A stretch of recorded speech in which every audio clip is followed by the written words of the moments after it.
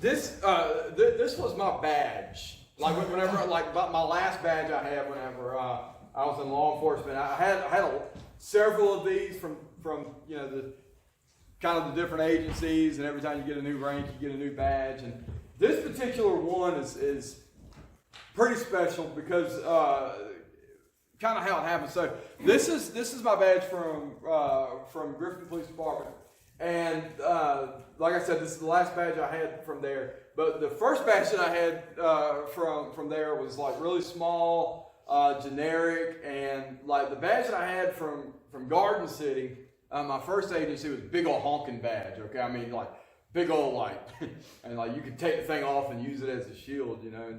But big old honking badge from there. And then I come to Griffin, and he gives me this little rinky-dink badge, and I'm, what's that? And so we go through this time at Griffin Police Department where our uniforms just look shabby, the badges are a little rinky-dink, morale's super, super low in the whole, like throughout the whole agency, morale's super low, and we get a new chief.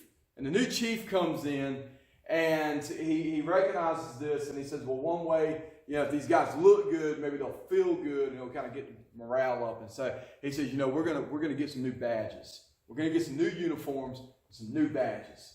So they custom designed this badge, okay? And what was cool was, like, for me as a corporal, I had like one of the best looking badges in the whole department, because like the patrolman's badge was just pewter. It was solid pewter, the whole thing. And then the sergeant's badge was like this bronze color, the whole thing. Well, the corporals, the rank in between, we got this two-tone badge that looked really sharp. And of course, the high brass, they had like solid gold, so theirs looked like really, really good. But I was pretty stoked. And I remember the night that we got these badges. Our Chief Heaton, had this whole badge pinning ceremony for the new badges, and he did this speech. He had the whole police department there, and this is a medium-sized police department. It was about 100 or so officers. And so there's a whole police department there, and we had some guys doing some knucklehead stuff. We had some guys doing some stuff that they shouldn't have been doing, getting in trouble, and kind of putting a black eye, a smear on the name of the department. And I remember that as Chief Heaton is giving us these badges, he does this speech, and he says, listen, this is our new badge. Let's not blemish this badge as we blemished the last badge. Let's not blemish. And then he said something. He says, let's live worthy of the badge. Let's live worthy of your calling as police officers. Because, when you become a police officer, it's not just a while you're on duty kind of thing. Everybody's watching you. And that's what a lot of guys didn't understand it coming in. It's like, listen, you still got to have some act rights even when you're off duty. And so that's what he says. He says, live a life that is worthy to the badge. And as we are continuing in the book of Philippians, we're going to be in the first chapter of the book of Philippians. So Philippians chapter 1. And Paul, one of the things that Paul says here as he begins this section is he says, live a life that is worthy of the gospel. And we're going to read through the whole thing here in a second. But that's what we're going to talk about this morning, is living a life that is worthy of the gospel. And what does Paul mean by that? When Paul told them to live a life worthy of the gospel, what did he mean by that? Now, for Chief Heaton, when he says live a life that's worthy of the badge, what he's saying is uphold the laws that you uphold. Live by the laws. Don't go out and get a DUI. Is what he's saying. Don't go out and do something dumb that's going to get yourself. Don't go posting hateful, racist things on the internet. That's what Chief Heaton was meaning by live a life that is worthy of the badge. But what does Paul mean when he's saying live a life worthy of the gospel? Because living a life worthy of the gospel is a much bigger deal than living a life worthy of a badge. And what does Paul mean by that? I know what sometimes we think it means. Sometimes we hear something like this and we take the passage out of its context and go, oh yeah, live a life worthy of the gospel. I'm doing that. Man, I tell you what, I don't drink, I don't cuss, I don't smoke, I don't run around on my wife. I'm a good old fella. I'm living worthy of the gospel. In fact, the gospel's barely worthy of me. I'm such a good old fella. That's not at all what Paul was getting at. So let's dig into it and let's see exactly what Paul was getting at whenever he says live a life worthy of the gospel. So Philippians chapter 1, starting in verse 27, he says, let your conduct be worthy of the gospel of Christ, so that whether I come and see you or I am absent, I may hear of your affairs, that you stand fast in one spirit, with one mind, striving together for the faith of the gospel. And I'm going to go ahead and tell y'all this. And y'all know me, I don't write sermons. Okay? And my sermon preparation is I get my stuff and I just start preaching it, and that the sermon comes out of that. I research it, I outline it, and I just start preaching. Well, I'm going to tell y'all, every time I've preached this sermon in preparation, it has come out different. So I'm not 100% sure what y'all are in for this morning, but I'm not 100% sure what I'm in for this morning either. So we're just going to find out what the Holy Spirit has for us this morning, okay? Because it's come out different every time I've preached this so far. But here in verse 27, Paul is starting to explain what he means by living a life that is worthy of the gospel. And first thing that he starts talking about is he's talking about unity. And I'm going to read it again real quick. And I want you to really listen to the unity and then what the unity should be about. He says, so that whether I come and see you or I am absent, I may hear of your affairs, that you stand fast in one spirit, with one mind, striving together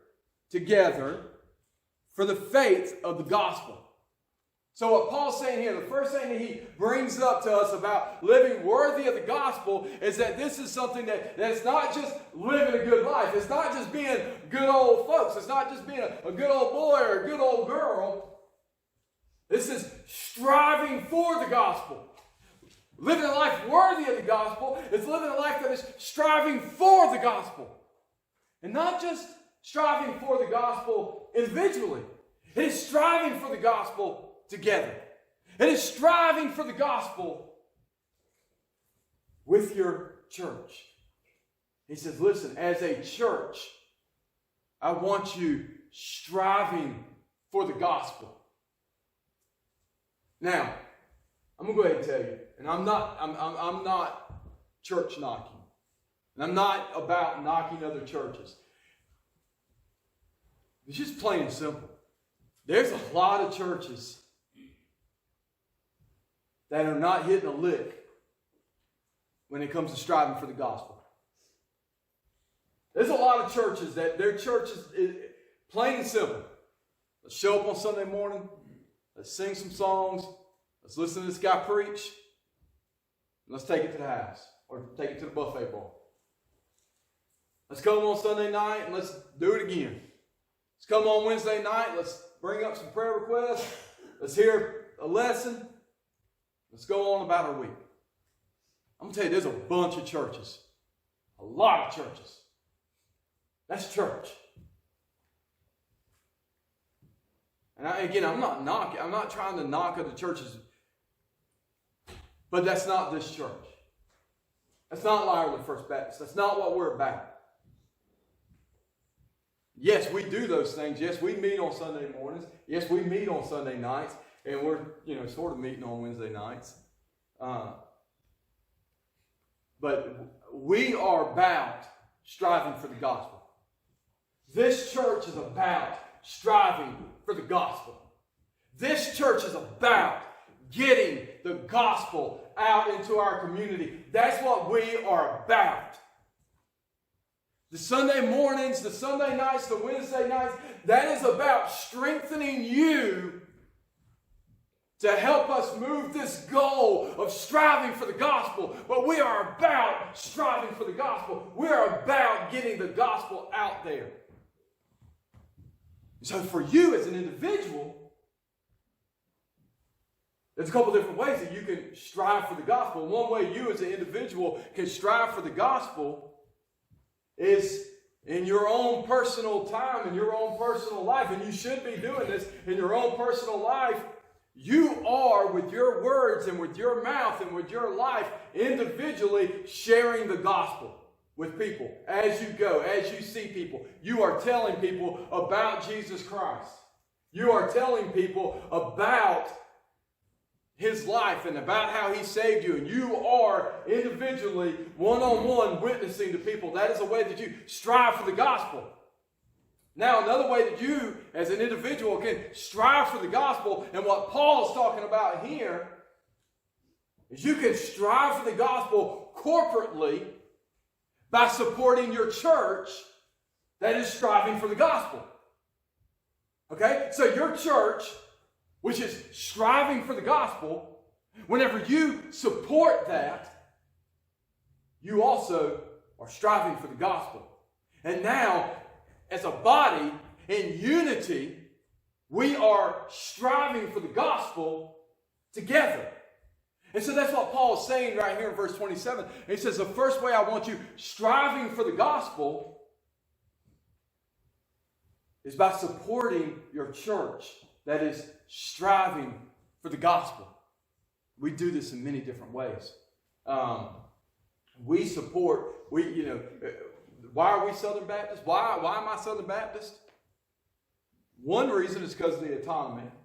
But the big reason that I'm Southern Baptist is because there is no other organization, there is no other Protestant organization that is getting the gospel to the ends of the earth like Southern Baptist.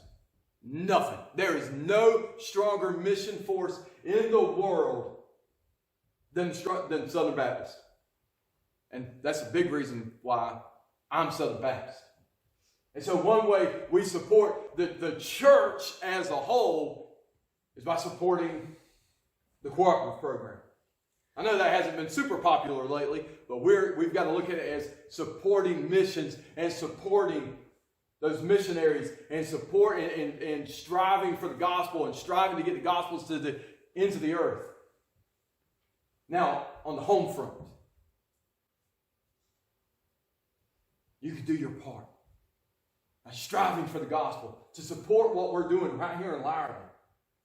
And there's all kinds of things that we're in need of here. We bring up every Sunday morning the volunteers for this and volunteers for that. But the easiest way that you can live a life worthy of the gospel, to strive for the gospel, is to do it corporately. Is to get plugged in, to get involved. And I challenge you that as we're coming into this new year and we're going to be coming into our new normal, man, I want to challenge you in that. I want you to pray this: God, how do you want me to get involved? How do you want me to get plugged in? What is it that you want me to be doing? It might not be what you want, but that's okay. Let's continue on and let's see what Paul says next to the Philippian church. And he says in verse 28, and not in any way terrified by your adversaries, which to them is proof of perdition, but to you salvation that is from God. For to you it has been granted on behalf of Christ, not only to believe in Him, but also to suffer for His sake, having the same conflict which you saw in me, and now here is in me. So Paul is saying, listen, he's bringing up the persecution. We brought up the persecution last week.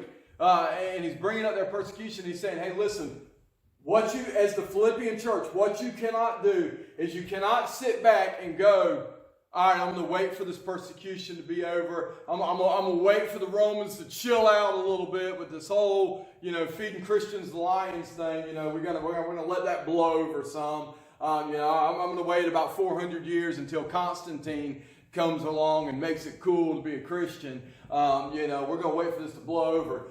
Paul's saying, listen, you can't afford to do that. He said, don't be terrified by the persecution. In fact, that's going to be proof to those who persecute you, the power of what you believe. He says, even though you're being persecuted, don't let that stop you from striving for the gospel. So how do we take that first century message and bring it into the 21st century? Because we're not being persecuted. Okay, not the way the first century church was being persecuted. We're not worried about those kinds of things. And the adversary, Satan, is not using persecution to stop the American church. Satan was trying to use persecution to stop the first century church, to stop the Philippian church. He's not using persecution to try to stop us. He's using our schedules. He's using us being busy. He's putting stuff in our life that is just more important. He's just making us busy. He's making us feel like we have all these things that that are so important that we have to do. And then we get the mindset of, I've got this that I've got to do, and I've got this that I've got to do, and I've got this that I've got to do, and I've got to do all this other things. And then if I have time after all of this, I'll strive for the gospel. And again, Paul's saying, listen, you cannot wait until the Roman Empire gets off of your back to strive for the gospel. Because it's not happening. It doesn't happen for a couple hundred years. You cannot wait for the persecution to stop to strive for the gospel. Likewise, we cannot wait until our schedule clears out to strive for the gospel. Because you know what? We're Americans. Our schedule ain't going to clear out. I'm going to tell you, we was all sent home to be locked in our house and told not to do nothing. And guess what? We all still busy. It's our culture. We find stuff to do. We find stuff to busy ourselves with. And so unless we're going to put the gospel first, it's always going to be back burner. It's always going to be something that, man, if I have time, I'll pick it up. But you're not going to have time. The adversary will make sure of it, that you won't have time. We've got to, as Paul's saying, we've got to, and then he brings up. Now look at what he says after that. He says, in verse 29, for to you it has been granted on behalf of Christ, not only to believe in him, but also to suffer for his sake. He's telling the Philippian church, he says, listen, if you're going to live a life worthy of the gospel, not only are you going to believe in Jesus, you're going to suffer for Jesus. And, as 21st century Christians, we're probably not ever going to suffer for Jesus. Not in the way that what Paul's talking about here with the church of Philippians, the Philippi church. But for us, you're not just called to believe on him, but to sacrifice for him. And there are things that if you're going to strive for the gospel, if you're going to live a life worthy of the gospel, just as Christ sacrificed for you, just as Christ was inconvenienced for you, As you are to partake in His sacrifice, and He sacrificed for you. Now we are to sacrifice for Him. We are to sacrifice our time for Him. We are to sacrifice our schedules for Him, to take part in what's going on, to take part. And so this is the thing. Oh, well, I've got this going on, and this going on, and this going on, and this going on. Sacrifice some of those things. Your schedule's never going to clear itself out. You've got to, as Christ sacrificed for it. Because listen, what if Christ would have said this? One of these days I'm going to go down and, I'm going to leave my throne in glory and go down as a man and humble myself. But, that's going to be really inconvenient. That's going to be really inconvenient. Can you imagine how inconvenient that was to Jesus? To leave glory, to come down and to get into a broken body, to have to sleep, to have an upset stomach, to have an ingrown toenail. And we don't think about these kind of things. He had a glory. He was glorified. He was at the right hand of God the Father, and He comes down to live in these broken human bodies like what we have. To be caught. If you ever went to the Middle East, I haven't, but I've heard it's hot. To be cold. They say it's really cold. I don't know how that works, but apparently super hot during the day, super cold at night. That sounds miserable. But He was inconvenienced. He was inconvenienced. He sacrificed. And Paul's saying, listen, we are called to share in that sacrifice. If you're going to live a life worthy of the gospel, you are going to share in the sacrifice for the gospel. Not just live a good life, not just be a good old boy or good old girl. But to actually share in the sacrifice, share in the suffering for the gospel. Now, how do we do this?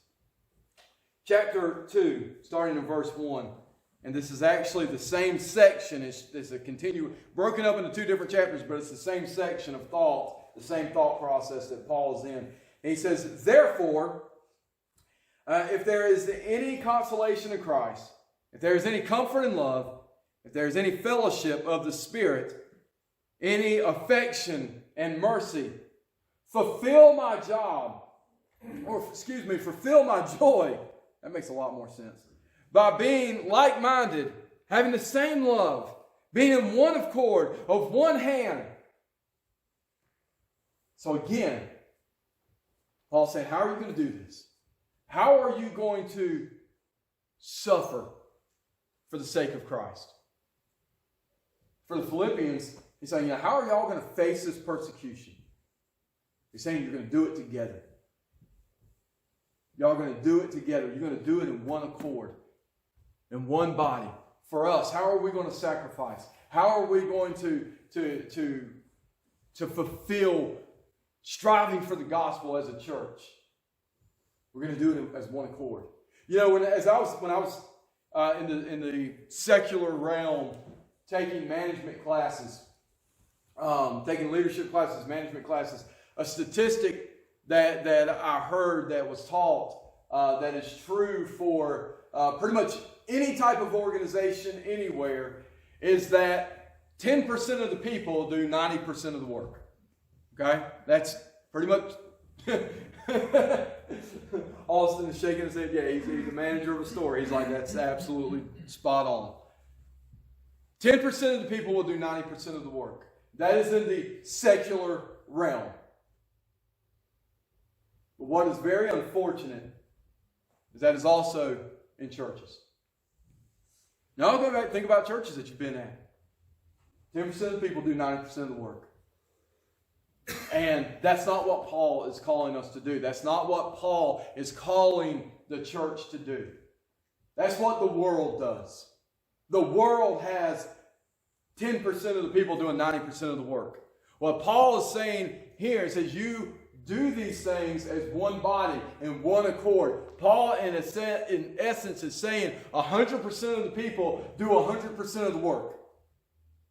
And man, I want to tell you, if 100% of the people are doing 100% of the work, that means each person does 1% of the work. That's not too bad, right? I'm not great at math, but, that's pretty simple. It says one accord. I'm going to tell you, I don't believe that there's a single Christian that is called, that their calling as a Christian is to come to church and to sit in a pew and to go home and to come back and sit in a pew and go home and come back and sit in a pew and go home. I don't believe that there is a one single Christian that has been saved, that Jesus Christ died for, that is their calling. We are all the body of Christ, and we all have a place where we fit in and where God is using us and where God wants to use us and what God has to do for us. So let's continue on, and let's hear this next warning from Paul. And it says, in verse 3, let nothing be done through selfish ambition or conceit, but lowliness of mind. Let each esteem others better than himself. I want to tell you my first ministry opportunity, job, whenever I kind of got back into it. And now, whenever I was a teenager, I was called to ministry at 13 years old. I started preaching at like 13 and a half, 14 years old. Right? Started teaching Sunday school like at 15 or so. 16 years old, I've got my license. Well, like pretty much every Sunday, I'm at a different church doing pulpit supply, preaching. So I mean, I've since a teenager have been doing this. Okay, and then I get out of it for a while, and so I'm getting back into it. I'm getting back in church, and God is renewing this call on my life. And I know what I'm called to do. I know that I'm called to preach. I know that I'm called to pastor. I know this. I've known this. I've known this since a couple weeks after I was first called to ministry that I was called to be a pastor. Okay? So I get back and I'm at this church and the first ministry job opportunity that comes open to me. First thing I'm asked to do is to go on the maintenance and grounds committee. Oh. I mean, I've got to sweat. Man, I don't want to do that. I don't want to be. And my guys that are like maintenance and grounds, I love y'all. Y'all are awesome because I don't like doing stuff like that. All right, but Trey, we need you on the maintenance and grounds committee. Oh my goodness. Okay, you know what? It's not my gig. It's not what I'm great at, but it's a need. It's a need in the church, and this is where I'm needed. All right, so let's go. First maintenance and grounds committee meeting. The chairperson resigns. Oh, here we go. Here we go. Here we go. I know what's about to happen. I hear the train horn. Woo, woo! I'm about to get railroaded. Sure enough. Guess who the next chairman of the Maintenance and Grounds Committee is? This guy.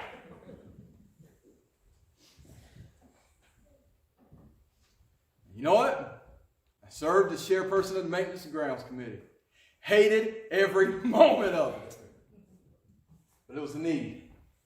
Fulfilled the need. A couple months later, the youth pastor resigns.